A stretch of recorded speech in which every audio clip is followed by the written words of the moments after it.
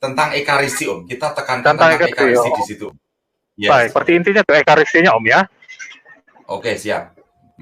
Waktu saya Ibu Bapak dan rekan-rekan, kita masuk dalam literasi bab literasi pertama. Itu yang pertama kita merujuk pada suatu perjanjian lama Ibu Bapak.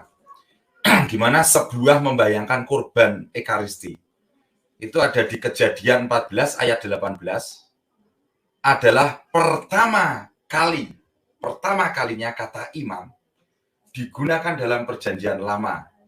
Melkisedek adalah seorang imam dan raja, dan dia mempersembahkan roti dan anggur korban kepada Tuhan. Merujuk pada Mazmur 76 ayat 2, Melkisedek adalah Raja Salem. Salem adalah juru Yerusalem. Salem itu adalah Yerusalem. Masa depan di mana Yesus, imam dan raja abadi, mendirikan kerajaan barunya, dan kurban ekaristi yang dia persembahkan dalam rupa roti dan anggur. Mazmur 110 ayat 4. Nubuatan bahwa Yesus akan menjadi imam dan raja yang kekal dengan cara yang sama seperti imam misterius Melkisedek ini. Nubuatan ini mengharuskan kita untuk mencari roti dan anggur pengorbanan yang kekal di masa depan. Nubuatan ini digenapi hanya oleh kurban ekaristi Gereja Katolik.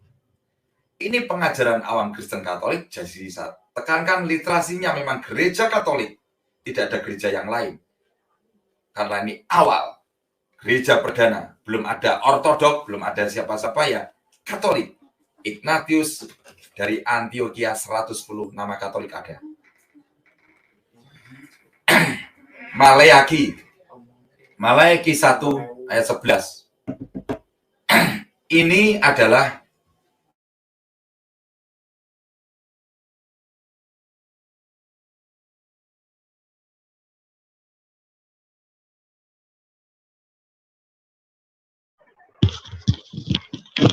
Halo Om Erik. Cek tes.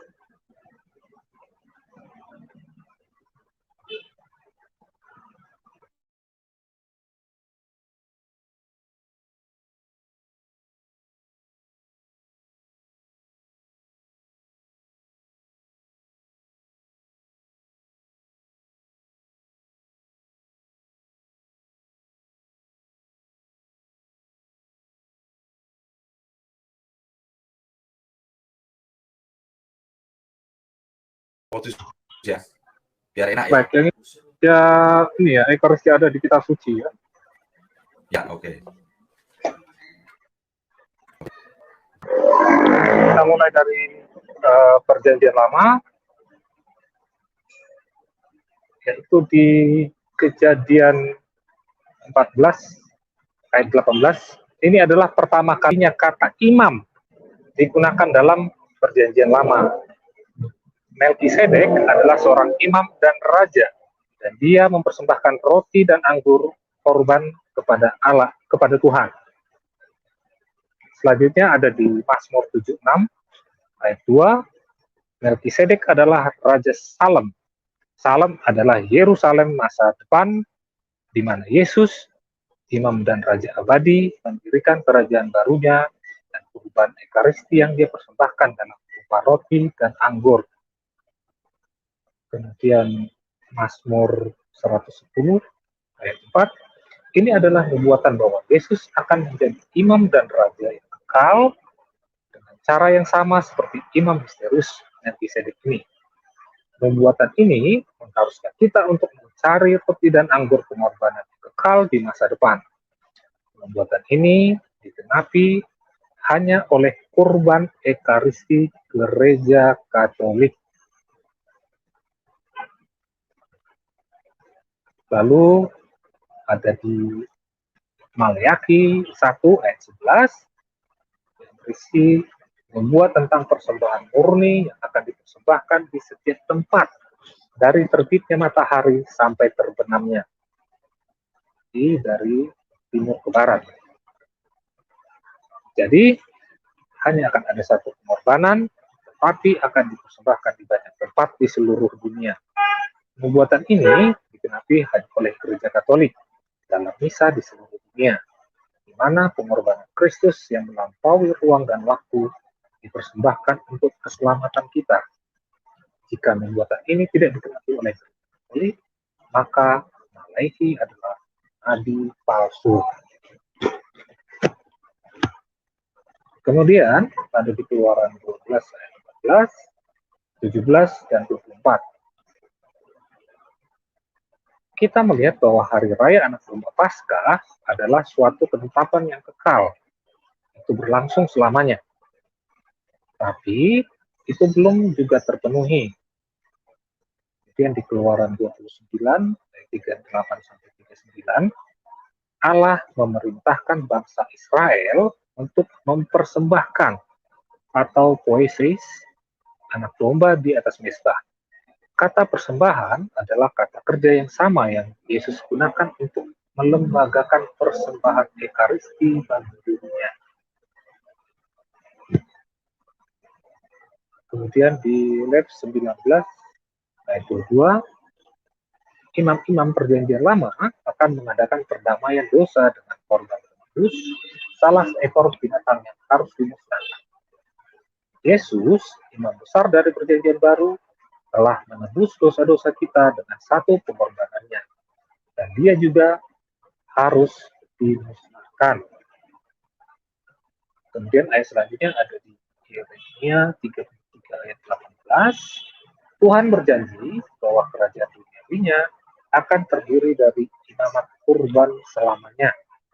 Janji ini telah dipenuhi oleh para imam Gereja Katolik yang secara sakramental mempersembahkan kurban Kristus dari terbitnya matahari hingga terbenamnya di setiap misa di seluruh dunia.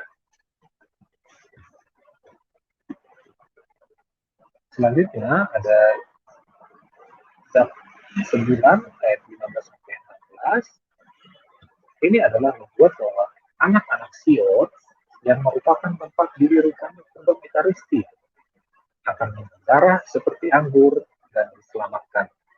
Membuat ini hanya digenapi oleh para imam Gereja Katolik. Kemudian ada di 2 Tawarikh 26 ayat 18. Hanya imam yang ditahbiskan secara sah, ada catatannya ya, imam yang ditahbiskan secara sah yang dapat mempersembahkan kurban kepada Allah. Para imam Katolik dari perjanjian baru melakukan imamat pengorbanan mereka kepada Kristus. Selanjutnya kita mengenai bayangan tentang wajibnya mengkonsumsi kurban.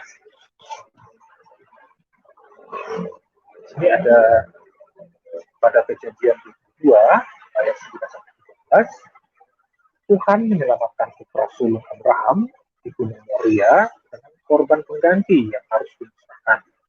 Ini menggambarkan korban nyata dari orang Israel yang sejati, Yesus ya, yang harus Manik. dimusnahkan. Yep. Manik. Suaranya dari keluarga DKC di live chat, Manik suaranya kurang gede dan agak kemeresek-kemeresek. Coba, mungkin tempatnya kurang tepat. Silakan, Kurang kencang ya? Agak terputus-putus suaranya, Manik. Wah, ini sepertinya kendalanya di sinyal. Nah, ini enak banget. Nah, ini enak. Lanjut tuh. Nah, ini enak. Jangan pindah-pindah. Enak ini suaranya. Berarti ini ulangi, ya? Kepala saya harus di bawah ini ya, kaki ke atas.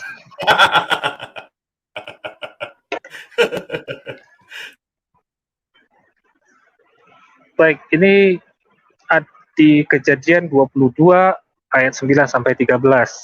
Tuhan menyelamatkan putra sulung Abraham di Gunung Moria dengan korban pengganti yang harus dimusnahkan. Ini menggambarkan pengorbanan nyata dari putra sulung Israel yang sejati, yaitu Yesus, yang harus dimusnahkan. Kemudian ada di Keluaran 12 ayat 5.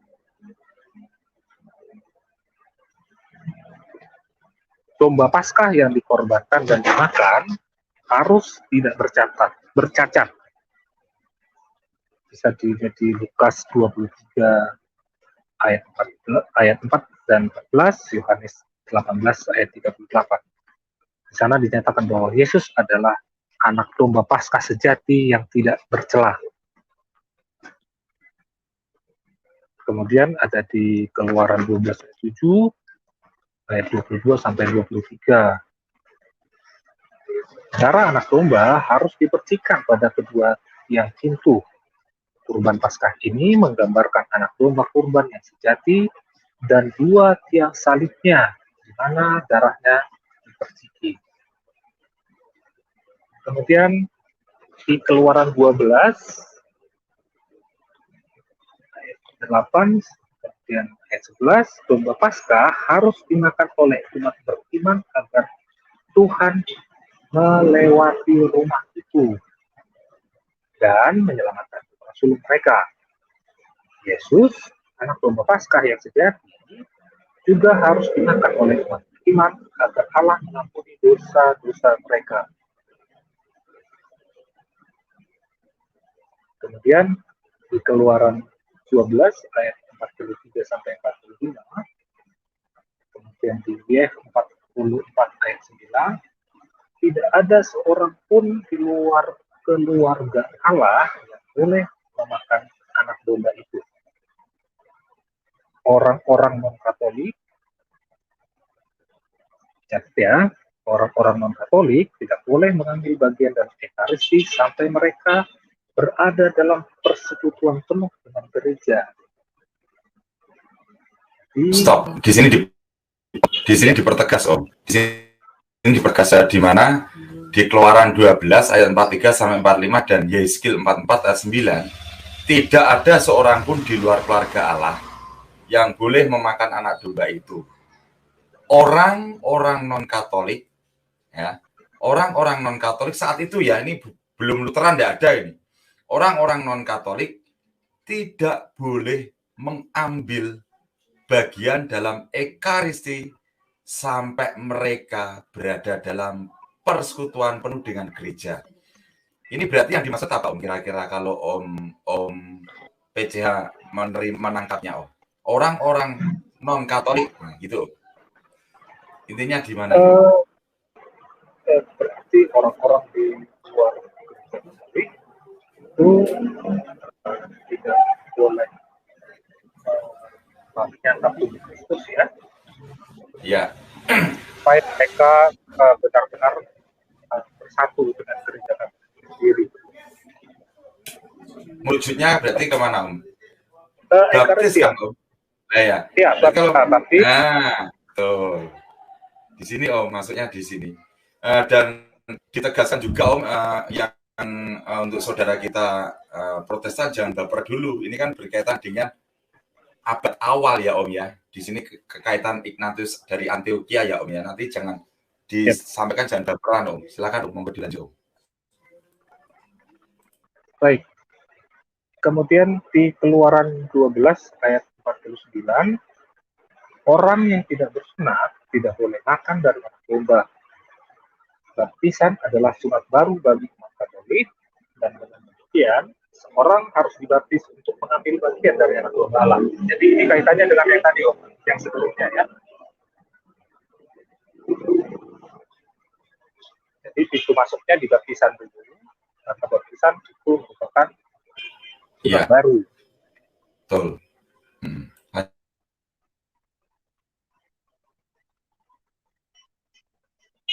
Kemudian di Keluaran 12 ayat 47, kemudian 9 ayat 12, tulang domba Paskah tidak dapat dipatahkan. Lalu bisa kita lihat di Yohanes 19 ayat 33, tidak ada tulang Yesus yang patah. Jadi nubuatan-nubuatan di perjanjian lama itu dipenuhi di perjanjian baru. Jadi ada kaitan dari keluaran ini dengan Yohanes. Waktu disalib itu kan, Yesus disalibkan, kanan kirinya kan tulangnya dipatahkan semua, tapi Tuhan Yesus kan tidak dipatahkan tulang-tulangnya. Ya. Oke.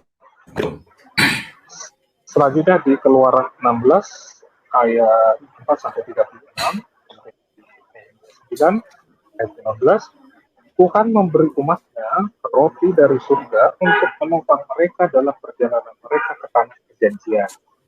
Ini menunjukkan roti sejati dari surga yang diberikan Allah kepada kita dalam misa untuk menopang kita dalam perjalanan kita ke surga. Lalu Keluaran 24 ayat 9 sampai 11, ini mengenai perjanjian Musa disempurnakan dengan makan di hadirat Allah. Perjanjian baru dan kekal disempurnakan dengan perjamuan Ekaristi, tubuh dan darah Yesus Kristus dalam rupa roti dan anggur. Kemudian di Keluaran 29 ayat 33, Allah memerintahkan agar mereka memakan makanan yang dengannya penebusan itu dibuat. Yesus adalah anak domba, itu anak domba penebusan yang sejati, dan sekarang harus dimakan. Ya, sebentar saya naik dulu. Lalu di lab 7 ayat 15, korban Harun mutlak harus dimakan untuk memulihkan persekutuan dengan Tuhan. Korban-korban ini semuanya menandakan satu kurban abadi yang harus dimakan untuk memulihkan persekutuan dengan Allah. Inilah Ekaristi.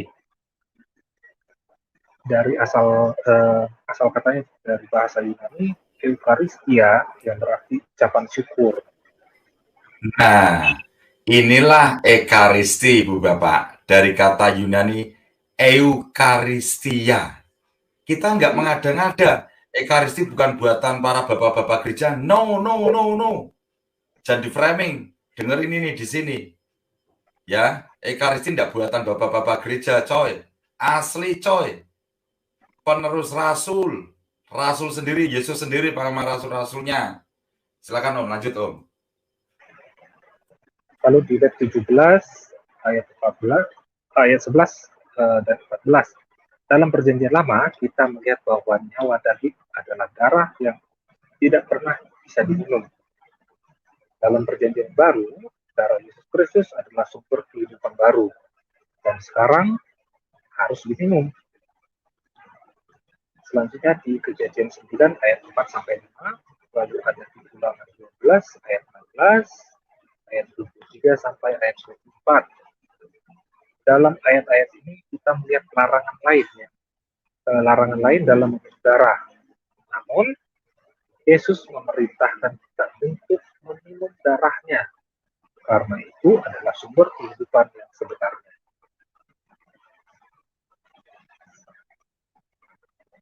Selanjutnya di 2 Raja-Raja ayat 4, 2 Raja-Raja 4 ayat 43. Perikop ini menggambarkan penggandaan roti dan roti yang benar dari surga, yaitu Yesus Kristus.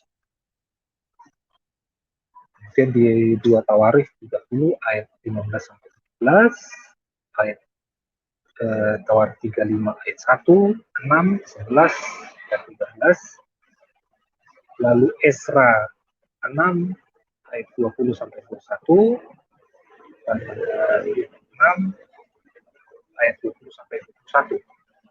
Anak domba itu dibunuh, dipanggang dan dimakan untuk menebus dosa dan memulihkan persekutuan dengan Tuhan. Ini menggambarkan anak domba Allah yang sejati yang harus dikorbankan untuk dosa kita dan yang sekarang harus dimusnahkan untuk keselamatan kita.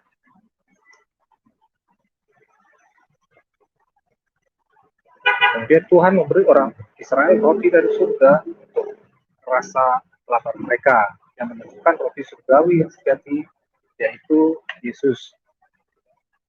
Selanjutnya kita bisa melihat di Mazmur 78 ayat 4 sampai 25, Mazmur 105 ayat 40. Hujan mana dan roti dari para malaikat menandakan roti yang benar dari surga, Yesus Kristus. Lalu ada Yesaya 53 ayat 7. Ayat ini menggambarkan anak domba Allah yang sejati, yang disembelih karena dosa-dosa kita dan yang harus dimusnahkan. Selanjutnya di Kebijaksanaan 16 ayat 20, ayat ini menunjukkan roti sejati dari surga yang akan cocok untuk setiap selera. Semua akan dipersilahkan untuk mengambil bagian dari roti surgawi, yaitu Yesus Kristus. Selanjutnya di Wahyu 24 ayat 21, Tuhan berkata, mereka yang makan dia akan lapar lebih banyak, dan mereka yang minum dia akan haus lebih banyak.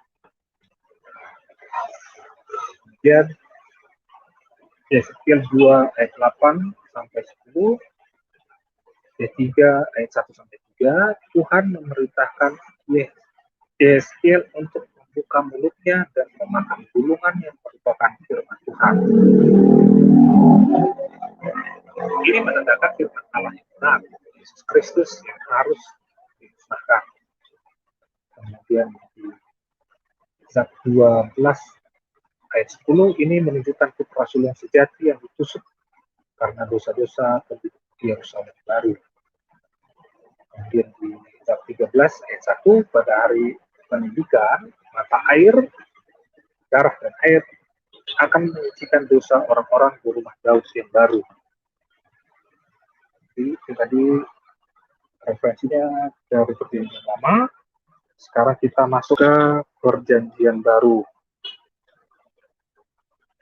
Di Perjanjian Baru ini, poin pertama yang mau ditegaskan, Yesus menjanjikan kehadirannya yang nyata dalam Ekaristi. Pertama kita lihat di Yohanes 6 ayat 4, kemudian ayat 11 sampai 14. Pada malam Paskah, Yesus melakukan mukjizat melipat gandakan roti. Ini telah dimuatkan dalam Perjanjian Lama. Misalnya 2 Raja-Raja 4 ayat 43, dan menunjukkan roti surgawi yang tak terbatas adalah Dia. Dia di sini dimasukkan adalah Yesus Kristus. Kemudian Matius 14 ayat 19, kemudian Matius 15 ayat 36, selanjutnya Markus 6 ayat 41, Markus 8 ayat 6, kemudian Lukas 9 ayat 16. Perikop-perikop ini adalah catatan tambahan tentang mukjizat penggandaan. Ini menunjuk pada Ekaristi. Selanjutnya kita lihat di Matius 16 ayat 12. Dalam ayat ini Yesus menjelaskan penggunaan metaforanya atas istilah roti. Dalam Yohanes 6, dia menghilangkan kemungkinan metaforis apapun. Jadi kalau di Yohanes 6 ini bukan metaforis lagi, tapi sendiri. Begitu kira-kira Om DKC ya. Betul. Maksudnya di transubstansiasi,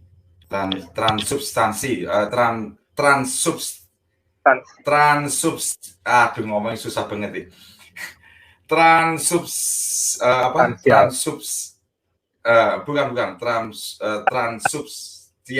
alah ya ampun, ilat Jawa ini susah banget nih. Pokoknya konsekrasi lah, maksudnya dikonsekrasi. Transubstansi ya, aduh, Transubstansiasi. Ya itu. Saya Berikan ingatnya kepada konsekrasi lah. Lanjut Om. Aduh, lidah Jawa Om, sorry Om. Lanjut.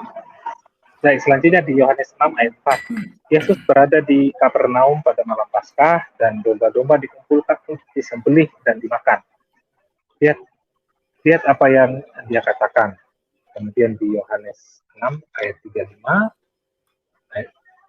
kemudian 41, 48, dan 51. Yesus berkata 4 kali,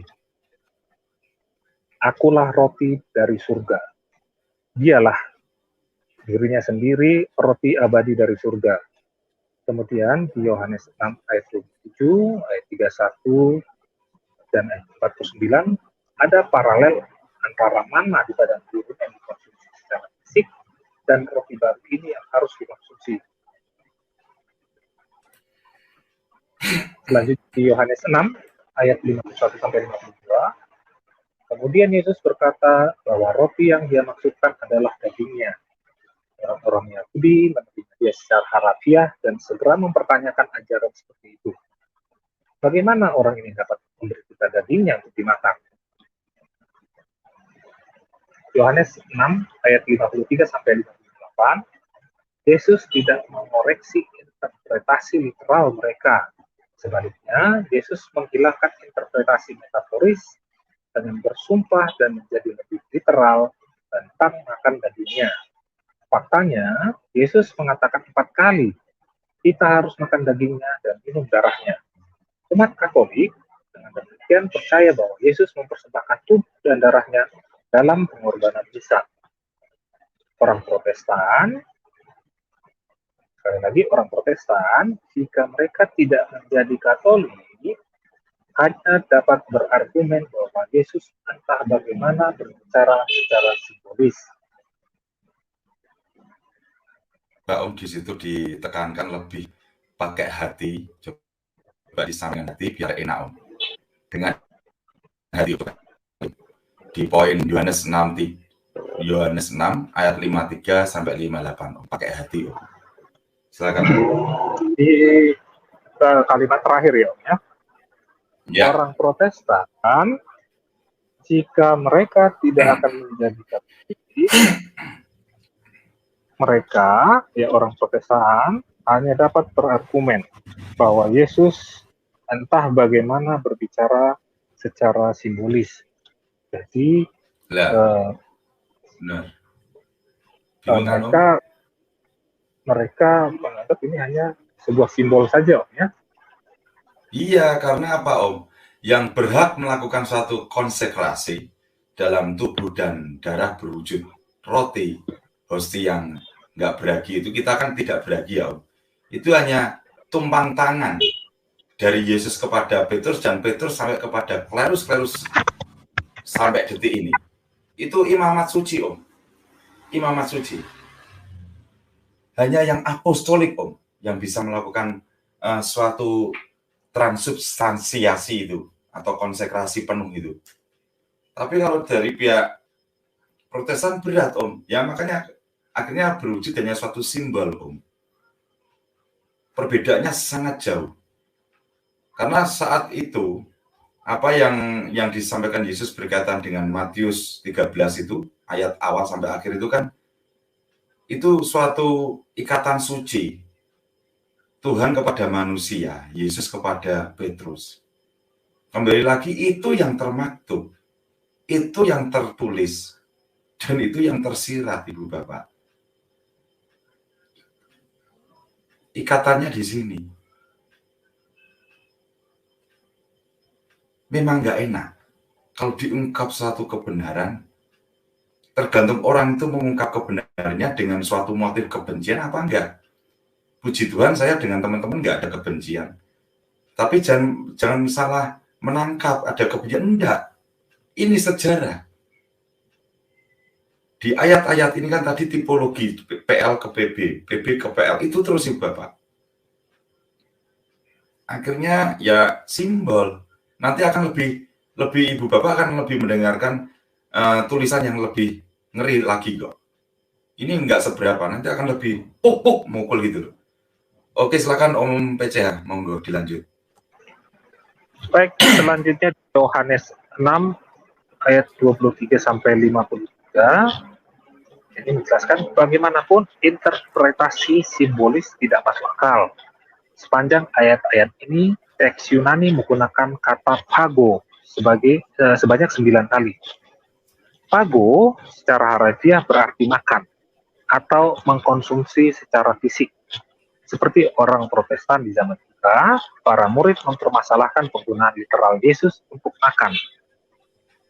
Jadi Yesus melakukan apa? Ya tahu. Aduh, nggak nyampe. Nanti kita diskusi aja lah di sini ya. Oke, lanjut Om. Silakan. Baik, di Yohanes 6 ayat 54, 56, 57 dan 58. Dia ya dimaksudkan